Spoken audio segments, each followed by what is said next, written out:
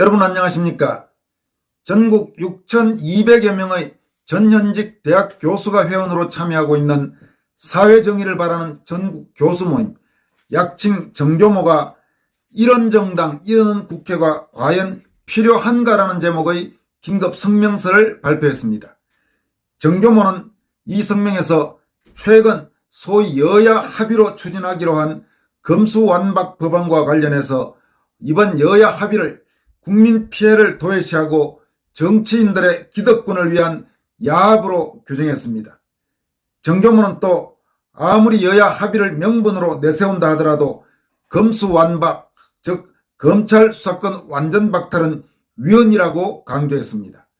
그리고 윤석열 대통령 당선인에 대해 윤석열 당선인이 취임 전이지만 검수완박 법안에 대해 반대하는 입장을 분명하게 밝히고 만약 문재인 정권에서 검수완박 법률이 공표되면 취임 즉시 이 법안을 폐기하는 안을 헌법 제72조에 따라 국민투표에 붙이라고 요구했습니다.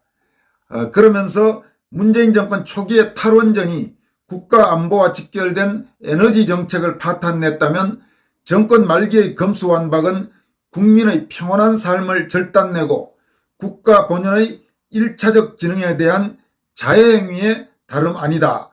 이렇게 강조했습니다. 그리고 만약 차기 대통령조차 헌법수호와 국민 기본권 보호 책무를 저버리고 낡은 여의도 체제에 굴종한다면 남은 것은 국민 저항이고 그 저항은 100번 1000번 옳다고 강조했습니다. 그럼 지금부터 정교모가 발표한 이런 정당 이런 국회가 과연 필요한가라는 제목의 성명서 전문을 여러분들에게 소개해드리도록 하겠습니다.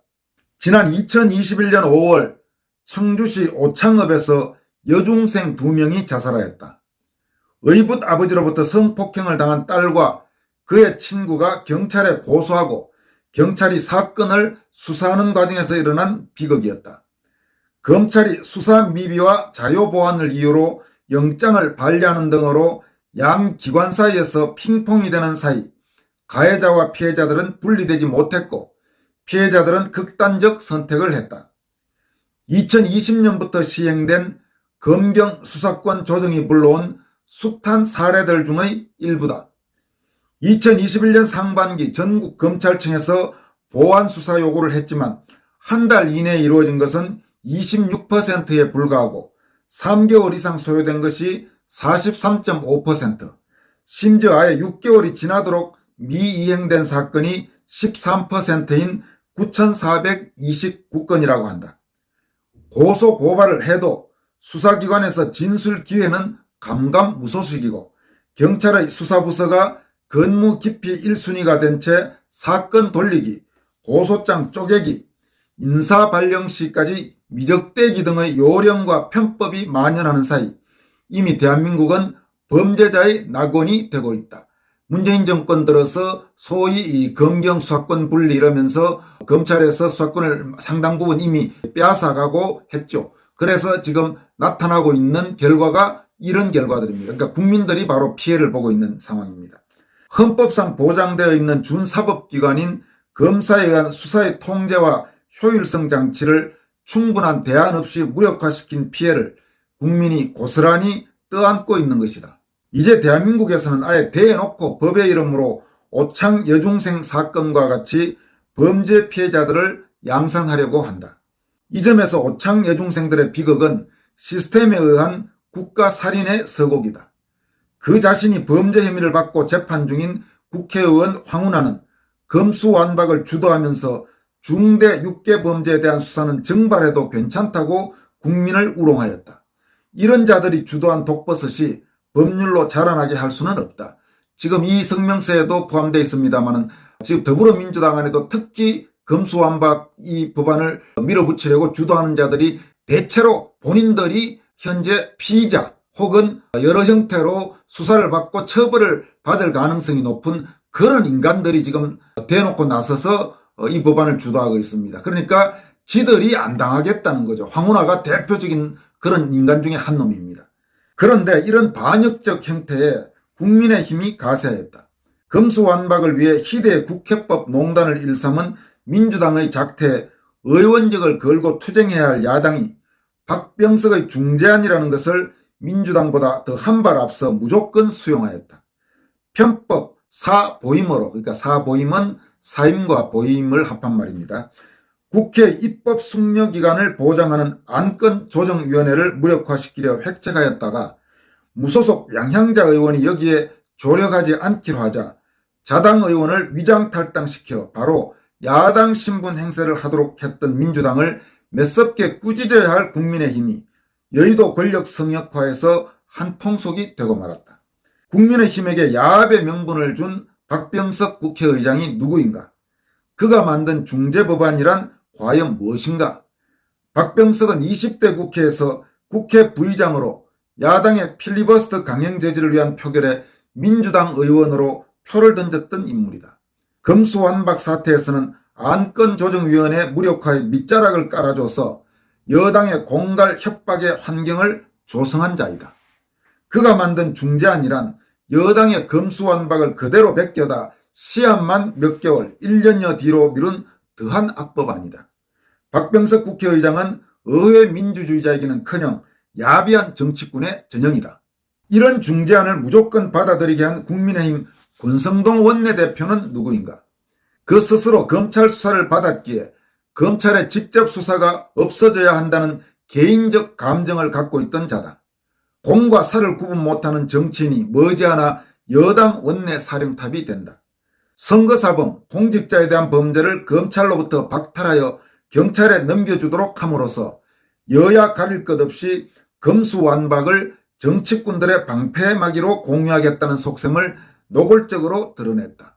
남겨두었다는 검찰의 보안수사는 경찰이 응해도 그만, 무시해도 그만인 허울뿐임을 국민에게 밝히지 않고 있다. 의원총회를 통해 1년 전 시행되었던 검경수사권 조정보다 더 큰 피해를 국민에게 안길 박병석의 기망적 중재안에 대하여 조건 하나 걸지 못했던 국민의힘에는 국민도 힘도 없는 것은 물론 가슴도 머리도 없다.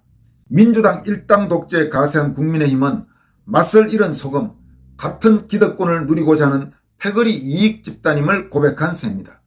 이제 여의도는 여야 공이 낡은 정치체제 속에서 자기들끼리 나눠 먹는데 하나가 된 회생 불가능한 집단들이 국민의 의사를 참칭하여 모인 소굴이 되었다.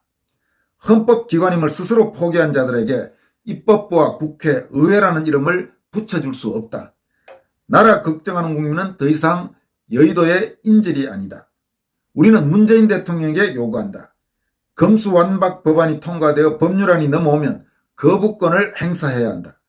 그 1차적 수혜자가 본인이 되겠지만 퇴임하는 마지막 순간 단 한 번만이라도 대한민국의 대통령으로서 전체 국민의 이익을 생각하여 결단해 주기 바란다. 물론 아마 정교모 교수들도 이 성명서를 내면서 이 부분을 포함은 했지만은 문재인이 거부권을 행사하지 않으리라는 것은 세상 다 알죠. 그런데 이제 압박하는 의미에서 아마 정교모 교수들이 문재인의 거부권 행사를 촉구한 것 같습니다. 국회의장 중재안에 대한 여야 합의의 산물이라는 정치적 속임수는 더 이상 명분이 될 수 없다.